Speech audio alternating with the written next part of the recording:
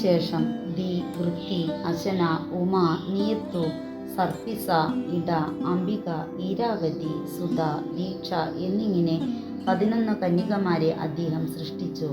അവർക്ക് പത്നിമാരായി നൽകി. അനന്തരം സൃഷ്ടിക്ക് ആവശ്യമായ മനനേന്ദ്രിയങ്ങളും കണ്ണ്, ചെവി, മൂക്ക്, നാക്ക്, ത്വക്ക് എന്ന പഞ്ചേന്ദ്രിയങ്ങളും അവയെ സംബന്ധിച്ചുള്ള ബോധവും ജനനേന്ദ്രിയ വിഷയ വികാരങ്ങളും നൽകി. മേലാലുള്ള സൃഷ്ടികർമ്മങ്ങളെ ചെയ്യാൻ ബ്രഹ്മാവ് അവരോട് ആജ്ഞാപിച്ചു. ബ്രഹ്മാവിൻ്റെ മനസ്സിൽ നിന്നും ശരീരത്തിൽ നിന്നുമാണ് പ്രപഞ്ചത്തിലെ വസ്തുക്കളെല്ലാം ഉണ്ടായത്. പർവ്വതങ്ങൾ, നദികൾ, വൃക്ഷങ്ങൾ, മനുഷ്യർ, മഹർഷികൾ, സൂര്യൻ, ചന്ദ്രൻ, നക്ഷത്രങ്ങൾ, സന്ധികൾ, സന്തോഷം, ഭയം, ആഗ്രഹം തുടങ്ങിയ എല്ലാറ്റിനെയും ബ്രഹ്മാവ് സൃഷ്ടിച്ചു. അതനുസരിച്ച് അവർ സൃഷ്ടിയും അഭംഗുരം ആരംഭിച്ചു.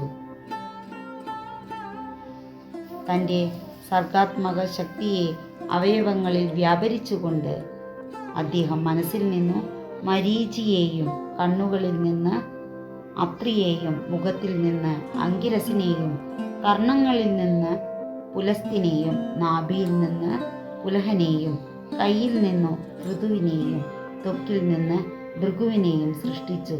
ബ്രഹ്മാവിൻ്റെ മാനസപുത്രന്മാരായ സപ്തമാമുനികളാണ് ഇവരെന്ന് കീർത്തിക്കപ്പെടുന്നു.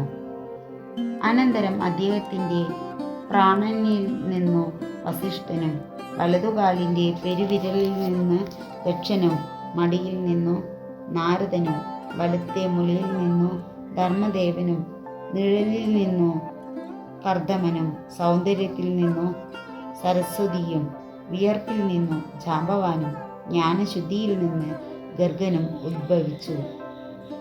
ഇവരെല്ലാം ബ്രഹ്മസന്തതികളായി തന്നെ പരിഗണിക്കപ്പെട്ടു വരുന്നു. സരസ്വതിയെ സൃഷ്ടിച്ചപ്പോൾ ആ ദേവിയുടെ നിരതിശയ സൗന്ദര്യവിലാസം കണ്ട് ബ്രഹ്മാവ് നിത്യവിരക്തനാണെങ്കിലും പെട്ടെന്ന് കാമപീഡിതനായി തീർന്നു. സനകനും ദക്ഷനും ഇതുകണ്ട് അധർമ്മപരമായ ആ പാപവികാരം പരിവർജിക്കുവാൻ പിതാവിനെ ഉപദേശിച്ചു. ആത്മജ്ഞാന ബോധോദയമുണ്ടായ നളിനാസനൻ ആ ഉപദേശം സ്വീകരിച്ചു. എങ്കിലും പുത്രി എന്ന ഭാവേന പുത്രി വാത്സല്യത്തോടെ സരസ്വതിയെ തൻ്റെ കൂടെ തൻ്റെ സന്തത സഹചാരിണിയായി താമസിപ്പിച്ചു. സത്യമറിയാതെ പാപികൾ സരസ്വതി ദേവി സാരസ്വത്ഭവന്റെ പത്നിയാണെന്ന് അപലപിക്കുന്നുണ്ട്.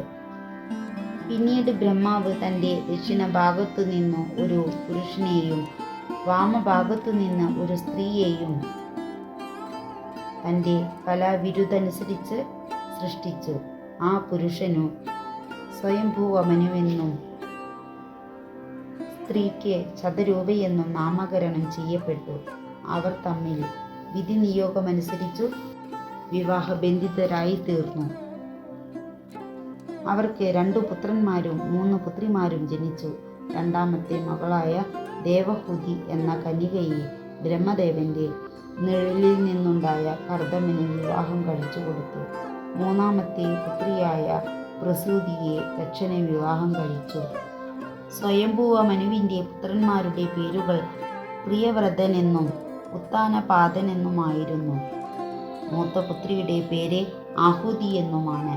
കർദമനും ദേവഹൂതിയും വലിയ വിഷ്ണുഭക്തന്മാരായതിനാൽ അവരുടെ ഭക്തിയുടെ ഫലമായി അവർക്ക് 9 സൽഗുണവതികളായ പുത്രിമാരും ശ്രേഷ്ഠനായ ഒരു പുത്രനും ജാതരായി.